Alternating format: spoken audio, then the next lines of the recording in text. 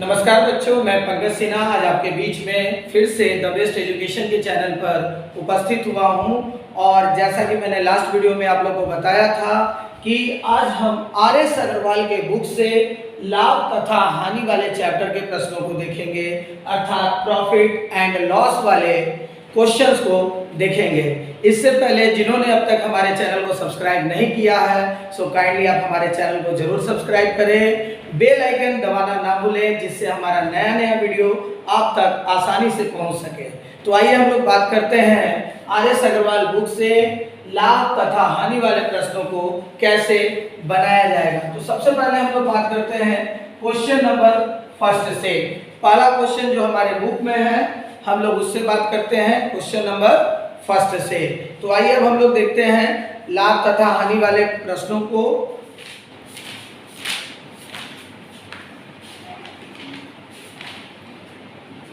इसमें exercise number है 13 का 1। अब ध्यान दीजिएगा, सबसे पहला क्वेश्चन हमारे सामने यहाँ दिया हुआ है। पुनीत ने एक पुराना स्कूटर 4700 रुपए में खरीदकर 800 रुपए इसकी मरम्मत में लगाए। यदि वह इसे अब 5800 रुपए में बेचे तो उसे कितने प्रतिशत का लाभ होगा। तो यहाँ ध्यान दीजिएगा, मैं पहले किसी भी तरह का क्वेश्चन बताने से पहले बस छोटा सा एक आपको मेथड बता रहा हूँ, और उस मेथड पे जो अभी तक हम लोगों ने देखा है वो उसी मेथड पे हम लोग बात करेंगे कि लाभ और हानि वाले चैप्टर में बहुत सारे फार्मूलाज हैं। तो हम लोग क्या ऐसा कर सकते हैं कि जहां फार्मूला कम से कम यूज हो। तो आइए ध्यान दीजिएगा कि लाभ और हानि वाले चैप्टर में हमारे पास सबसे पहले आता है कॉस्ट प्राइस, अर्थात क्रय मूल्य। कॉस्ट प्राइस को हम लोग कहते हैं हिंदी में क्रय मूल्य। उसके बाद हमारे पास एक वर्ड आता है सेलिंग प्राइस। सेलिंग प्राइस को हम लोग कहते हैं विक्रय मूल्य। सेलिंग प्राइस को हम लोग कहते हैं विक्रय मूल्य। उसके बाद एक वर्ड आता है प्रॉफिट। प्रॉफिट मीन्स लाभ। और उसके बाद एक वर्ड आता है लॉस। लॉस मीन्स हानि। और अब ध्यान दीजिएगा, इसके साथ दो शब्द और जुड़े रहते हैं। एक शब्द जुड़ा रहता है बट्टा। बट्टा यानी हम लोग इसको कहते हैं डिस्काउंट। बट्टा को हम लोग कहते हैं डिस्काउंट। और साथ ही साथ एक और वर्ड जुड़ा रहता है हमारे पास मार्केट प्राइस। मार्केट प्राइस यानी अंकित मूल्य। मार्केट प्राइस को हम लोग क्या कहते हैं? अंकित मूल्य कहते हैं। तो आइए थोड़ा सा ध्यान दीजिएगा, इन पांचों 6 सेक्शन में सबका आपस में क्या रिलेशन है, उस रिलेशन के बारे में हम लोग चर्चा करते हैं। तो ध्यान दीजिएगा, हम लोग बात कर रहे हैं। तो यहाँ पर सबसे पहले इस चीज की ओर ध्यान केंद्रित किया जाए कि हमारे पास सबसे पहला चीज है कि सीपी। तो एक चीज ध्यान दें कि सीपी जो होता है वो ऑलवेज होता है हमारा 100%। यानी कॉस्ट प्राइस जो होगा वो हमारा क्या होगा? हमेशा ही 100%। अगर हमें प्रॉफिट हुआ, मान लीजिए हमें 10% का प्रॉफिट हुआ, तो हमारा जो सेलिंग प्राइस होगा वो होगा 110%। यानी कहने का मतलब कॉस्ट प्राइस में हमने क्या किया? प्रॉफिट को जोड़ा, तो हमारा सेलिंग प्राइस बन गया 110%। इसी का दूसरा प्रारूप है कि जो हमारा सीपी होता है वो होता है ऑलवेज 100%। अगर हमें लॉस हुआ, मान लीजिए हमें लॉस परसेंट दे रखा है 20%, तो हमारा जो सेलिंग प्राइस होगा वो कितना होगा? 80%। तो इसी मेथड पे हम लोग बात करेंगे सारे क्वेश्चन के बारे में, और सारे क्वेश्चन को हम लोग बनाएंगे। तो आइए अब हम लोग बात करते हैं क्वेश्चन नंबर फर्स्ट की ओर। तो यहाँ ध्यान दीजिएगा, क्वेश्चन नंबर जो हमारे पास पहला बुक में दिया हुआ है कि पुनीत ने एक स्कूटर 4700 रुपए में खरीदा और 800 रुपए इसकी मरम्मत पर लगाया। तो उसका कॉस्ट प्राइस जो हो गया वो हो गया आपका 4700, और उस पर उसने क्या किया? 800 रुपया मरम्मत पर लगाया, अर्थात अतिरिक्त खर्च उसका कितना हुआ? 800 रुपया। तो जो अतिरिक्त खर्च होता है उसे हम लोग सीपी में ऐड करते हैं। यानी अब उसके टोटल जो खर्च हो गई वो हो गई अब 5500 रुपए। कुल खर्च उसकी कितनी हो गई? 5500 रुपए। और कह रहा है कि अब उसने इसे 5800 रुपए में बेचा, यानी उसका सेलिंग प्राइस जो हो गया वो 5800 रुपीज हो गया। तो हमारा प्रॉफिट होगा, क्योंकि हमारा सेलिंग प्राइस कॉस्ट प्राइस से ज्यादा है, अर्थात हमें प्रॉफिट होगा। और प्रॉफिट क्या होगा? तो सेलिंग प्राइस में से हमें कॉस्ट प्राइस को क्या करना है? घटाना है। तो हमारे पास यहाँ प्रॉफिट कितने आ गए? 300 रुपए। प्रॉफिट आ गए 300 रुपए। अब हमारे पास क्वेश्चन में कह रहा है तो उसके कितने प्रतिशत लाभ हुआ। तो जब हम प्रॉफिट परसेंट निकालते हैं तो प्रॉफिट बटा सीपी इंटू 100।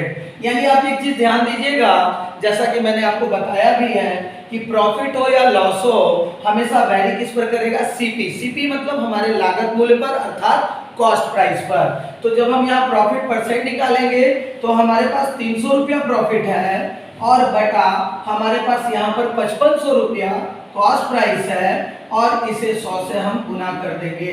यानी 5 से ये 11 बार में और ये 60 बार में, यानी 60/11 इज इक्वल टू 5 होल 5/11% का हमें क्या प्राप्त हुआ, प्रॉफिट। और जैसा कि आप बुक में देख रहे हैं कि दूसरा नंबर ऑप्शन आपके पास दे रखा है। तो आइए अब हम लोग बात करते हैं नेक्स्ट क्वेश्चन की ओर। सेकंड नंबर क्वेश्चन को कैसे हमें हल करना है इस पे चलिए तो आइए देखते हैं क्वेश्चन नंबर सेकंड। अब यह ध्यान दीजिएगा कि दूसरा नंबर क्वेश्चन हमारे पास दे रखा है। एक दुकानदार ने 70 किलोग्राम आलू 420 रुपया में खरीदा और 6 रुपये 50 पैसे प्रति किलोग्राम की दर से उसे बेच दिया, तो प्रतिशत लाभ कितना होगा।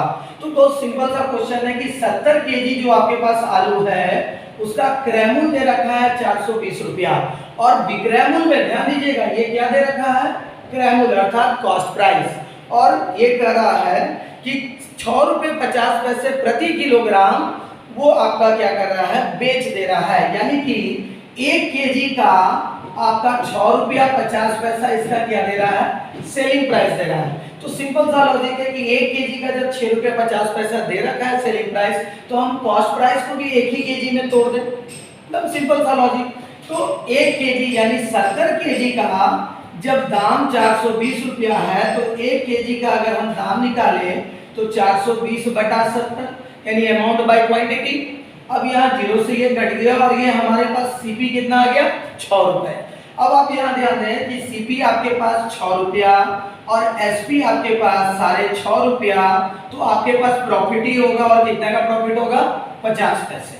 यानी प्रॉफिट हुआ आपके पास 50 पैसे का।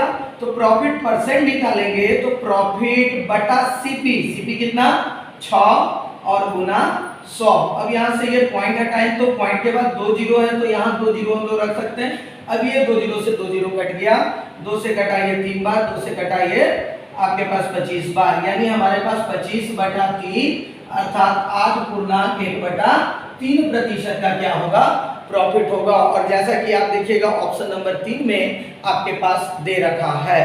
तो बस छोटा छोटा क्वेश्चन ये सारे, ये फॉर्मेट तो मैंने केवल आपको ये समझाया है, बस हमारा हल तो यहीं से बन जाता है और आसानी से विदिन सेकंड में आप क्वेश्चन को बना सकते हैं, आसानी से आप किसी भी प्रश्न को बना सकते हैं। तो आइए हम लोग बात कर रहे हैं अब क्वेश्चन नंबर 3 की ओर। तो आइए देखते हैं क्वेश्चन नंबर 3।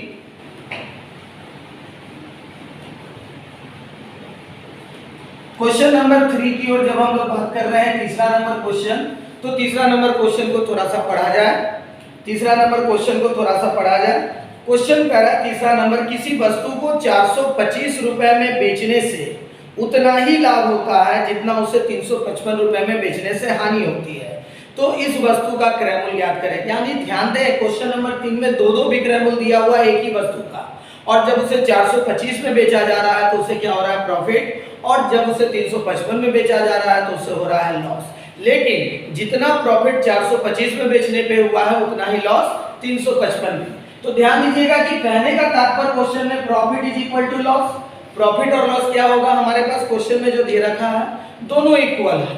तो जब प्रॉफिट और लॉस दोनों इक्वल है तो उस केस में हम डायरेक्ट सीपी निकाल सकते हैं। हम उस केस में क्या कर सकते हैं, डायरेक्ट सीपी निकाल सकते हैं। यानी selling price first plus selling price second and by 2। ये किस केस में, जब प्रॉफिट और लॉस दोनों बराबर रहेगा। अब आप ध्यान दें कि सेलिंग प्राइस फर्स्ट हमारे पास 425 रुपया और सेलिंग प्राइस सेकंड हमारे पास 355 रुपया और बटा 2।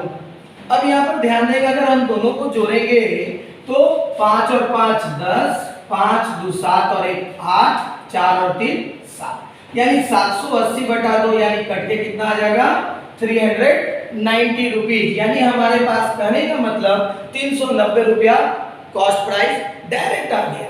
अब यहाँ ध्यान दें कि इसको मैं दूसरे मेथड पे भी बता दूं, ऐसे भी प्रश्न आते हैं और इस बुक में है भी कि जहां प्रॉफिट और लॉस दोनों में अंतर हो, दोनों का रेशियो दिया हो, तो वैसे क्वेश्चन में कैसे बनाएंगे। यहाँ तो मैंने बताया आपको प्रॉफिट और लॉस जब इक्वल होगा तब ये फॉर्मेट। तो आगे ध्यान दीजिएगा इसी प्रश्न को अब हम लोग बात कर रहे हैं दूसरे फॉर्मेट पे, कि वो भी हमारा एकदम बिल्कुल इजी फॉर्मेट है। हमारे पास क्वेश्चन में कहा कि प्रॉफिट और जो लॉस है दोनों क्या है, बराबर है। अगर 1 रुपया का लाभ हो रहा है तो 1 रुपया का हानि भी हो रहा है।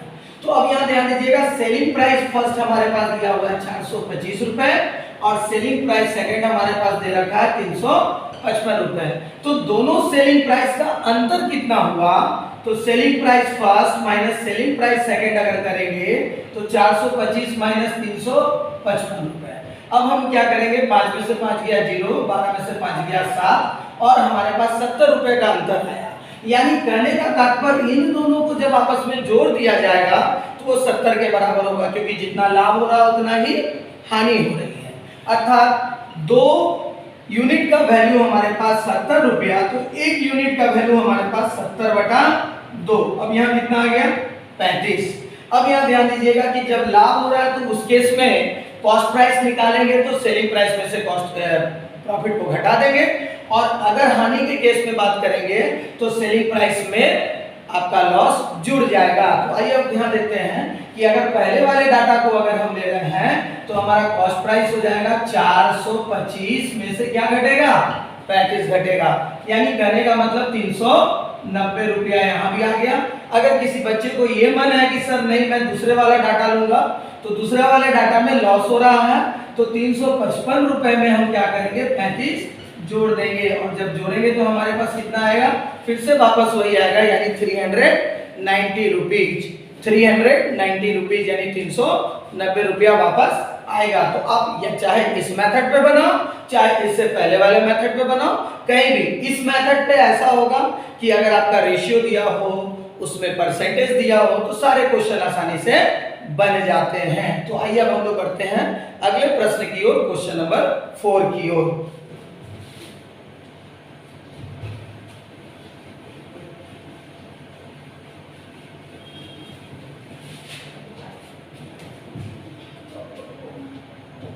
अब क्वेश्चन नंबर 4 की ओर हम लोग देखते हैं। तो क्वेश्चन नंबर 4 हमारे पास है, किसी वस्तु को 100 रुपए में बेचने से एक दुकानदार को 15 रुपया का लाभ होता है, तो उसका लाभ प्रतिशत कितना है। यानी कहने का तात्पर्य उसका सेलिंग प्राइस दे रखा है 100 रुपया और प्रॉफिट दे रखा है 15 रुपया। तो सिंपल सा लॉजिक है कि जब हम कॉस्ट प्राइस निकालेंगे तो सेलिंग प्राइस में से प्रॉफिट को क्या करेंगे, घटा देंगे। यानी उसका खरीदारी मूल्य यानी कॉस्ट प्राइस कितना है, 85 रुपया। तो जब हम प्रॉफिट परसेंट निकालेंगे तो प्रॉफिट हमारे पास 15 रुपया, उसने खरीदा इसे कितने में था, 85 में, और गुना 100। अब ये कट जाएगा हमारा 17 और ये कट जाएगा 3 बार में, यानी 300/17। और जब इसको बनाएंगे तो 17 से एक बार में गया, 13 बचा 130, 7 बार में 100 हमारे पास आ जाएगा 17, और 13/17% का क्या होगा, यहाँ प्रॉफिट होगा। यानी आप देख सकते हैं कि हमारे पास यहाँ दिया हुआ है, सॉरी क्षमा करें, यहाँ 11 होगा, मैंने गलती से 13 लिख दिया, 11 होगा, 17.11/17% आपके पास क्या होगा, प्रॉफिट होगा। और क्वेश्चन नंबर 4 का ऑप्शन नंबर 4 आपका बिल्कुल सही उत्तर है। तो आइए अब हम लोग बात करते हैं क्वेश्चन नंबर 5 की ओर। तो अब ध्यान दें क्वेश्चन नंबर 5।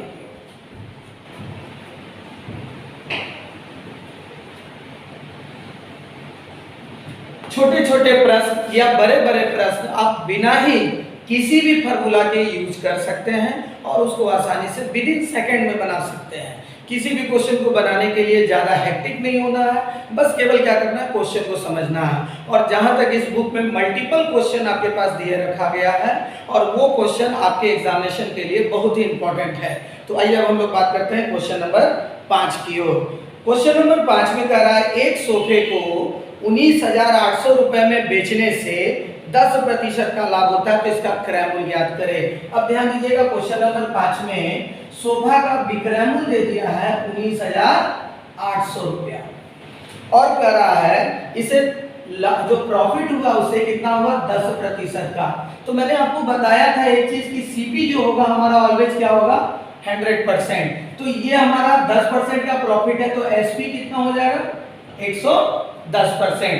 अब आप ध्यान दें यूनिटरी मेथड पे कि 110% का वैल्यू दे रखा है और हमें किसका निकालना है 100% का, यानी 110% का वैल्यू 19,800, तो 100% का वैल्यू निकालेंगे, पहले 1% का निकाल लेते हैं, तो 19,800 बटा, अब ये 110 नीचे चला आएगा, और इसके बाद हम क्या करेंगे 100%, क्योंकि हमको सीपी ज्ञात करना है, तो 100% का वैल्यू निकालेंगे, तो ये 19,800 बटा 110, और ये 100 कहाँ हो जाएगा ऊपर गुना में। अब यहाँ 0 से 1 0 कैंसिल, 11 से काटेंगे तो ये 18 बार में आपका कंप्लीट कट जाएगा। अब आप ध्यान दें 18 पर कितना शून्य है 3 शून्य, यानी इस वस्तु का जो हमारे पास क्रयमूल्य होगा वो कितना होगा 18,000। और आप देख सकते हैं कि पहला नंबर ऑप्शन क्वेश्चन नंबर 5 का पहला नंबर ऑप्शन क्या है, बिल्कुल सही जवाब है। तो आइए अब हम लोग बढ़ते हैं क्वेश्चन नंबर 6 की ओर। अब देखते हैं 6 वाले क्वेश्चन कैसे हल होंगे।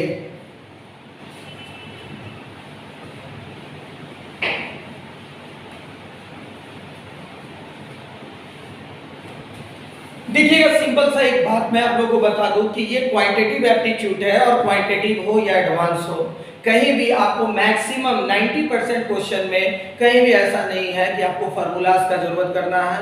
बस केवल और केवल जैसा कि मैंने आपको बताया यूनिटरी मेथड, उस मेथड को क्या कहते हैं यूनिटरी मेथड। यूनिटरी मेथड पे अगर आप आ रहे हो तो आप आसानी से किसी भी प्रश्न का उत्तर दे सकते हैं। तो आइए देखते हैं क्वेश्चन नंबर 6 की ओर कि हमारा छठा नंबर क्वेश्चन का उत्तर कैसे बनेगा।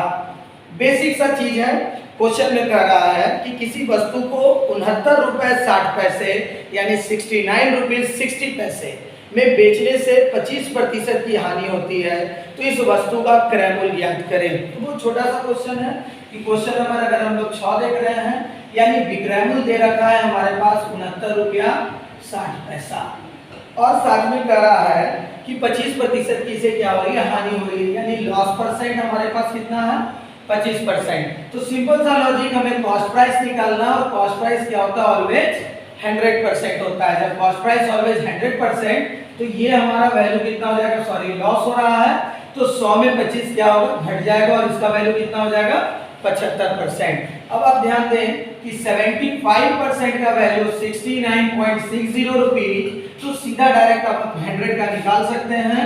69.60 मल्टीप्लाई बाय 100, ये वाला डाटा ऊपर मल्टीप्लाई और ये वाला डाटा नीचे हमारे पास 75।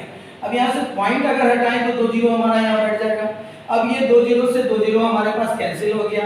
अब हम देख रहे हैं कि ये 5 से कट जाएगा, 15 बजे 75 15 बार में, और ये 5 से कट जाएगा हमारा 5 एकम 5 5 दिया 15, अब बच गया 4 9 45 5 10, यानी हमारे पास 1392 बटा 15 आ गया। अब यहाँ ध्यान दीजिएगा ये डाटा और ये डाटा दोनों 3 से कट जाएगा, तो ये 3 से कटा 5 बार में, और ये डाटा कटा 3 चौका 12, बच गया 1 19 3 छक्का 18 3 चौका 12। अब हमारे पास आया 464 बटे 5, यानी 464 डिवाइडेड बाय 5।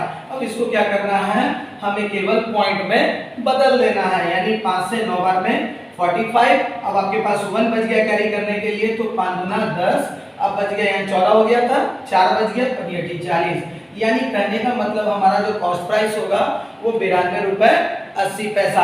केवल ध्यान दीजिएगा इस एक लाइन का क्वेश्चन या 2 लाइन का क्वेश्चन और 1 लाइन का आंसर, केवल इस पर फोकस करना है, क्योंकि ये तो आपके पास क्वेश्चन में लिखा हुआ है, और हम जानते हैं कि सीपी हमारा क्या होता है ऑलवेज 100% होता है। तो आइए अब हम लोग बढ़ते हैं आगे क्वेश्चन नंबर 7 की ओर।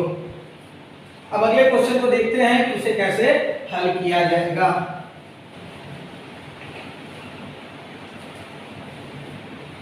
क्वेश्चन नंबर 7 हमारे पास दे रखा है, एक खिलौना को 21 रुपए 60 पैसा में बेचने से 10% की हानि होती है, इस पर 20% का लाभ कमाने के लिए विक्रय मूल्य क्या होगा। तो ध्यान दीजिएगा क्वेश्चन नंबर 7 में पहला आपके पास सेलिंग प्राइस दे दिया है कि एक खिलौना को 21 रुपए 60 पैसा में बेचने से 10% की हानि होती है, यानी लॉस परसेंट आपके पास दे रखा है, और कह रहा है कि इस पर 20% का लाभ कमाना है। जब प्रॉफिट हमको 20% चाहिए तो हमारा इसका सेलिंग प्राइस क्या होगा, बस यही हमारे पास क्वेश्चन कर रहा है। तो यहाँ ध्यान दें कि इस प्रश्न में हमसे क्रैमूल नहीं मांगा है, तो ध्यान दें कि समय कैसे बचाया जाए। क्रैमूल मांगा नहीं तो क्रैमूल मत निकालिए, सीधा हमारे पास दे रखा है एक से सेलिंग प्राइस और दूसरा सेलिंग प्राइस पूछ रहा है, तो हम डायरेक्ट दूसरा सेलिंग प्राइस आसानी से निकाल सकते हैं। तो आइए ध्यान दें, जब लॉस हो रहा है हमारा 10%, तो इसका वैल्यू कितना हो जाएगा 90%। क्यों? क्योंकि सीपी जो होता है हमारा ऑलवेज 100%। पहला चीज के लिए अब ध्यान दें कि यहाँ पर प्रॉफिट होता है जब 20%, तो हमारा एसपी कितना हो जाएगा 120%, यानी 90% का वैल्यू आपके पास दे रखा है और आपको ज्ञात क्या करना है 120% का वैल्यू। तो आइए हम लोग ध्यान देते हैं 90% का वैल्यू 21 रुपीज 60 पैसा, तो 120% का वैल्यू 21.60 मल्टीप्लाई 120 बाई 90। अब यहाँ से हटा दिए तो दो हमारे पास नीचे जीरो, अब 1 1 1 1 दो जीरो से दो जीरो कैंसिल हो गया। अब यहाँ से 6 से काटेंगे तो ये 2 बार में, 6 से काटेंगे तो ये 15 बार में, फिर ध्यान दें 3 से काटेंगे तो ये 5 बार में और 3 से काटेंगे तो ये 72 बार में। अब तो हमारे पास कुछ नहीं बचा, यानी 72 गुना 144/5 यानी 5 गुना 10, 4 बच गया 44 5 40, फिर से 4 बच गया यानी 28 रुपया 80 पैसा हमारे पास इस प्रश्न का उत्तर आएगा। तो आप ध्यान दीजिएगा कि ऑप्शन नंबर आपके पास तीसरा जो है वो इस प्रश्न का बिल्कुल सही जवाब है। बस क्या करना है यहाँ ध्यान दें, बस केवल मैं बार बार आपको यही इंटरोगेट कर रहा हूँ, यही मैं आपको दिखा रहा हूँ और आपको फोकस कर रहा हूँ इस प्रोसेस पर। अगर आप ये प्रोसेस पकड़ लोगे तो आप आसानी से किसी भी एग्जामिनेशन में ऐसे प्रश्न को हल कर लोगे। तो आइए आप देखते हैं हम लोग क्वेश्चन नंबर 8वां की ओर कि अगला क्वेश्चन कैसे हल होगा।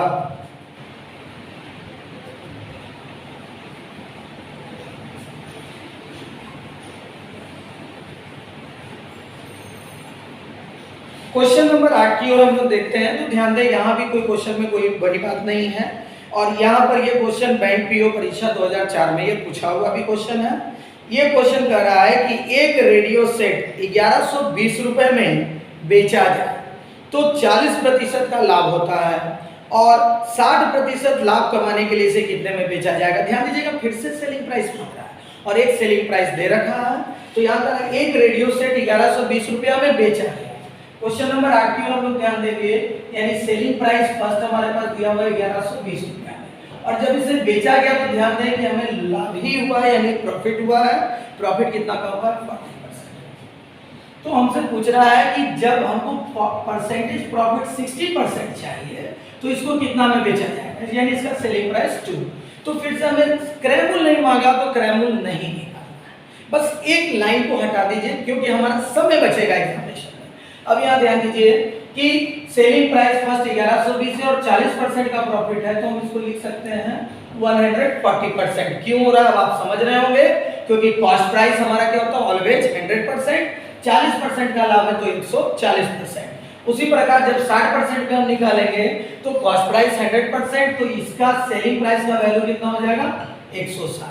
यानी अकॉर्डिंग टू क्वेश्चन 140% का वैल्यू हमारे पास 1120, तो 160% का वैल्यू हमको निकालना है 1120 मल्टीप्लाई 160 बाई 140।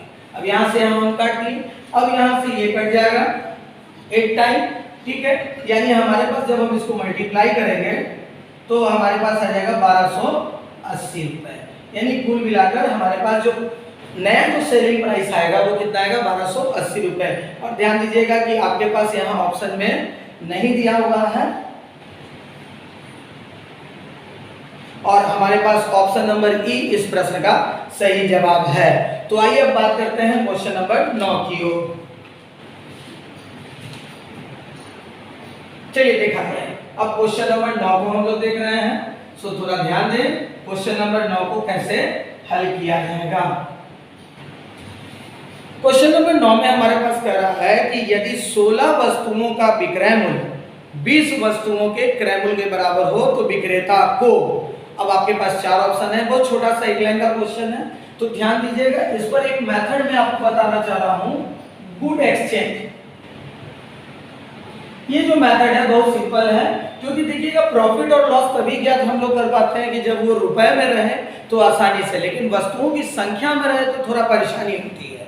तो आइए हम लोग ध्यान देते हैं गुड एक्सचेंज जो हमारा जो थ्योरी है उस थ्योरी पर क्या होता है। तो ध्यान दें कि यदि अगर आपके पास वस्तु की संख्या दी हुई होगी और ये अगर आपका क्रयमूल में होगा तो इसको बस क्या करना है, कन्वर्ट कर देना है, कन्वर्ट इनटू। अब ध्यान दें वस्तु की संख्या है तो हमको क्या करना है, वस्तु के मूल्य में कन्वर्ट कर देना है, वस्तु के मूल्य में, और जो संख्या होगा यहाँ क्रयमूल में वो कन्वर्ट होकर आपका क्या बन जाएगा, विक्रयमूल यानी कि सेलिंग प्राइस में कन्वर्ट हो जाएगा।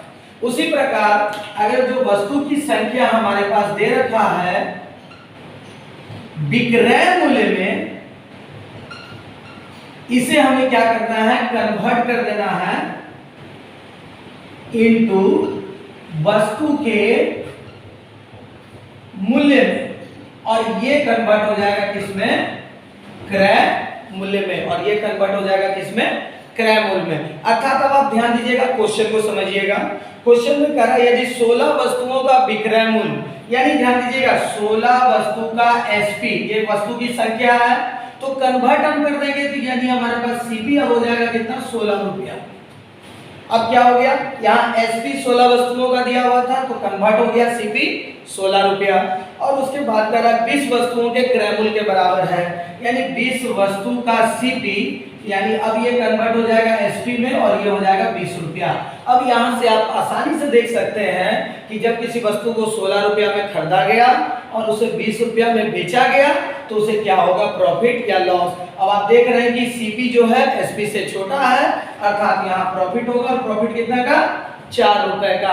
तो जब हम प्रॉफिट परसेंट निकालेंगे तो प्रॉफिट बटा सीपी, सीपी अभी भी वही जो हमने रुपए में निकाला है, और मल्टीप्लाई 100, 4 से ये कट गया आपका 4 बार में, और ये 25%, यानी हमारे पास जो क्वेश्चन का वास्तविक उत्तर होगा वो होगा 25% का लाभ। तो ऐसे हम इस मेथड पे आसानी से क्वेश्चन को बना सकते हैं। तो आइए अब हम लोग नेक्स्ट क्वेश्चन की ओर बढ़ते हैं, क्वेश्चन नंबर 10 की ओर।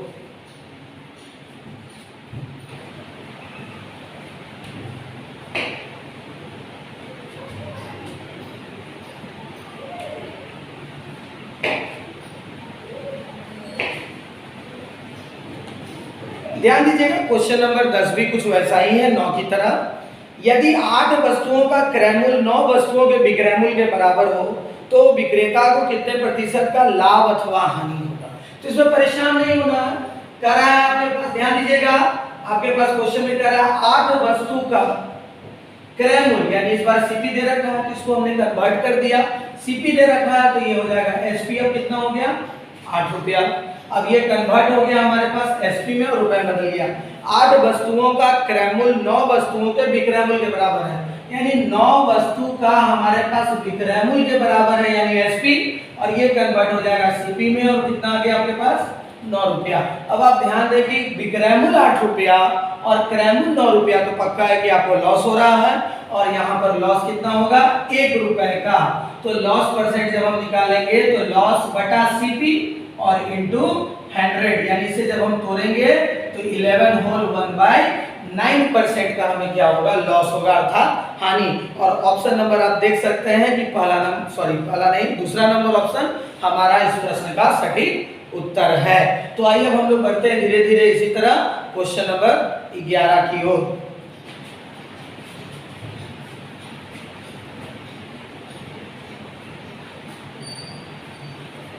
क्वेश्चन नंबर 11 हमारे पास दिया हुआ है, किसी वस्तु का विक्रय मूल्य इसके क्रय मूल्य का 4/3 गुना है तो लाभ प्रतिशत क्या होगा। ध्यान दीजिएगा क्वेश्चन नंबर 11 एग्जामिनेशन में इस प्रकार का क्वेश्चन आपको खूब देता है, एनटीपीसी के एग्जामिनेशन में भी बहुत सारा ऐसा क्वेश्चन दे रखा है, और ऐसा ही क्वेश्चन बस क्या कर रहा है कि क्वेश्चन में डेटा चेंज कर दे रहा है, लेकिन सारा बेस तो आपका यही क्वेश्चन है। तो अब यहाँ ध्यान दीजिएगा क्वेश्चन में कर रहा है किसी वस्तु का विक्रय मूल्य इसके क्रय मूल्य का 4/3 गुना है, यानी वस्तु का विक्रय मूल्य कहने का मतलब एसपी, इसके क्रय मूल्य का 4/3 गुना है। तो अब आप ध्यान दीजिएगा अगर सीपी को हम यहाँ फ्रैक्शन में लाएं तो SP by CP is equal to 4/3, और मैंने मान लिया एसपी अब हो गया कितना, 4 रुपया, और सीपी कितना हो गया, 3 रुपया। तो जब आपके पास एसपी बन गया 4 और सीपी आपके पास बन गया 3, तो अब आप भी बताओ कि इसमें प्रॉफिट होगा ही होगा, क्योंकि सीपी का डाटा एसपी से छोटा है, यानी हमारे पास प्रॉफिट हुआ 1, तो प्रॉफिट परसेंट निकालेंगे तो प्रॉफिट बटा सीपी इंटू 100, यानी 33.1/3% का हमें क्या होगा, यहाँ लाभ प्राप्त होगा, अर्थात प्रॉफिट। और देखिएगा ऑप्शन नंबर आपके पास दे रखा है चौथा में इस प्रश्न का सटीक उत्तर। तो आइए अब हम लोग बढ़ते हैं क्वेश्चन नंबर नेक्स्ट की ओर, यानी अर्थात 12 नंबर क्वेश्चन की ओर।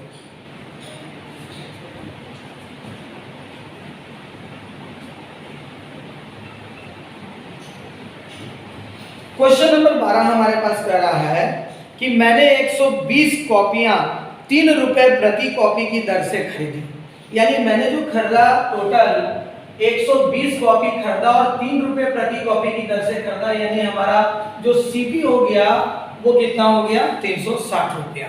अब यहाँ ध्यान दीजिएगा, अब आगे कह रहा है इनमें से 1/3 भाग को 4 रुपए प्रति कॉपी, 1/2 भाग को 5 रुपए प्रति कॉपी और शेष भाग को क्रय मूल्य पर बेची, तो मेरा लाभ प्रतिशत क्या होगा। यानी क्रय मूल्य तो आपको 360 रुपया मिल गया। अब जब हम लोग विक्रय मूल्य के बारे में बात करें तो पहले करा है 120 का, क्योंकि हमने 120 प्रति खरीदी थी, तो 120 का 1/3 भाग, इसका 1/3 भाग 4 रुपए प्रति कॉपी की दर से बेचा। तो अब यहाँ ध्यान दीजिएगा कि टोटल विक्रय मूल्य यहाँ पर कितना आया, 1/3 भाग से 160 रुपए। फिर कह रहा है तथा आधा भाग 5 रुपए प्रति कॉपी, यानी 120 का 1/2 भाग 5 रुपए। अब 2 से ये कट गया, यानी कि आधा भाग को उसने बेचा कितना, 300 रुपए। और कह रहा है कि शेष भाग को क्रय मूल्य पर बेचा, तो शेष निकालेंगे तो पहला 1/3 और फिर 1/2, तो ध्यान देंगे कुल मैंने माना 1 प्रति था और इसमें से 1/3 और 1/2 भाग निकल गया, तो उसे क्या करेंगे, घटा देंगे, यानी 1 - 3 2 5 ऊपर और 3 दूना 6 नीचे।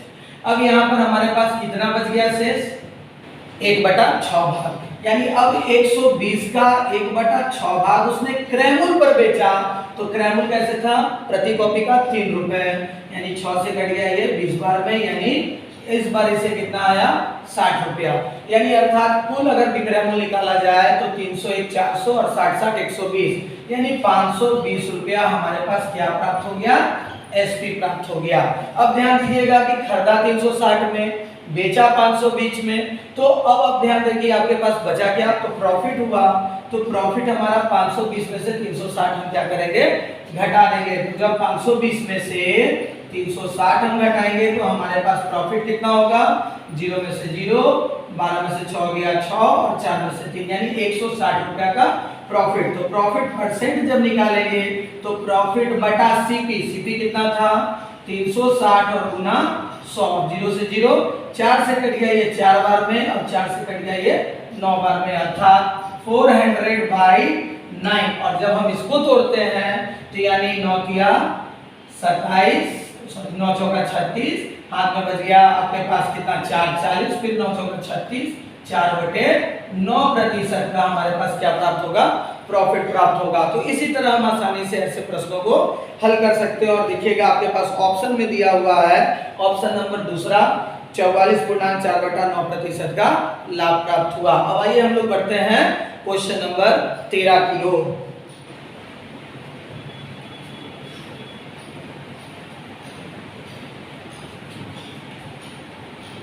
प्रत्येक प्रश्न पे अगर कोई मेथड है तो आसानी से आपको मेथड में आपको समझा दूंगा, और जो मैं समझा दूंगा आपको तो वो मेथड पे अगर आप क्वेश्चन बनाइएगा तो आसानी से सारे प्रश्न हल होंगे।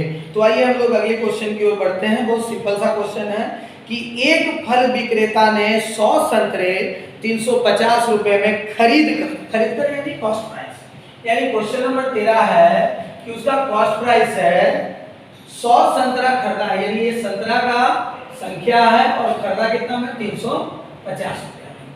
अब यहाँ पर कर रहा है और 48 रुपए प्रति दर्जन के भाव से बेच दिया। अब उसका जो सेलिंग प्राइस है वो 48 रुपया प्रति दर्जन के भाव से बेच दिया।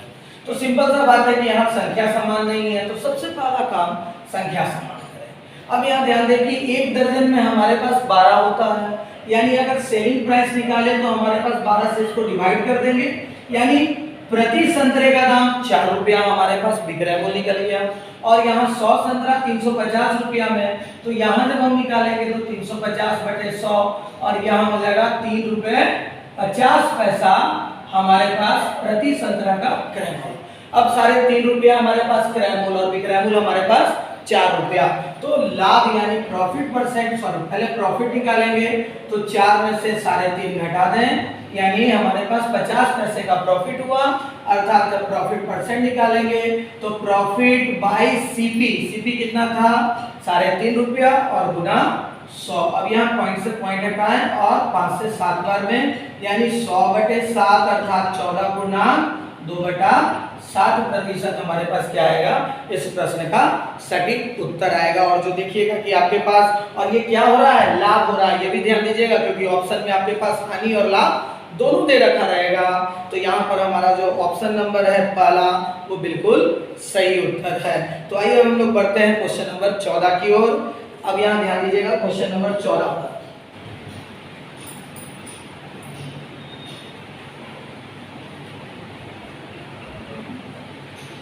क्वेश्चन नंबर 14 की ओर बढ़ रहे हैं। तो कह रहा है कि ए कोई वस्तु 400 रुपये में खरीद कर बी को 20% लाभ पर बेचता है और बी से सी को 10% लाभ पर बेचता है, तो सी इसे कितने में खरीदा।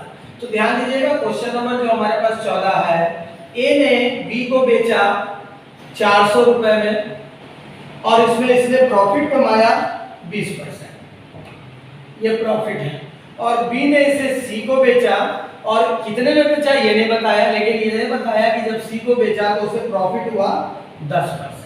तो अब ये कह रहा है कि सी का हमको क्या ज्ञात करना है, सीपी ज्ञात करना है कि सी ने इस संतरे को कितने में खरीदा।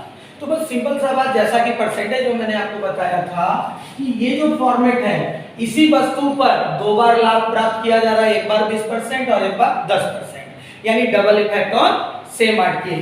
जब डबल इफेक्ट हो जाता है हमारे पास तो सेम आर्टिकल, तो इसके लिए एक हमारे पास जो इस चैप्टर में मैंने आपको बट्टा में भी पढ़ाया है, इस चैप्टर में बट्टा में क्या होगा कि जब 2 है समतुल्य बट्टा में कैसे ज्ञात करना है, तो 20% और 10% का प्रॉफिट है, तो सिंपल सा बात a plus B by a plus B plus A B by 100 हम इस फॉर्मेट पे बना सकते हैं, अर्थात 20 जोड़ 10 जोड़ 20 गुने 10/100, और जब आप इसको तोड़ेंगे तो कितना प्रॉफिट प्राप्त होगा 32%। यानी कहने का मतलब कि ए ने जिस मूल्य में खरीदा उस पर ये 32% अधिक मूल्य देकर सी खरीदा।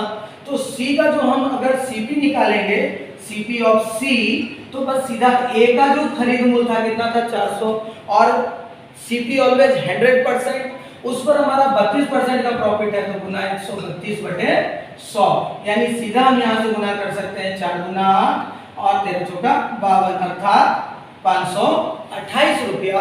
और देखिएगा आपके पास प्रश्न में ऑप्शन नंबर तीसरा दे रखा है कि सी का क्रय मूल्य कितना है 528 रुपया। ये फॉर्मेट केवल आपको समझाने के लिए है यहाँ से। अब बस आपका बस एक लाइन का क्वेश्चन और एक लाइन का आंसर, इस फॉर्मेट का आप क्वेश्चन को आसानी से हल कर सकते हैं। यहाँ तक तो आपका क्वेश्चन ही लिखा हुआ है और उसके बाद मैंने बताया कि कैसे आसानी से करना है, इस फॉर्मेट से आप बना सकते हैं। तो आइए आप आगे बढ़ते हैं अगला क्वेश्चन देखने की ओर, और अगला क्वेश्चन आपका 15 नंबर है।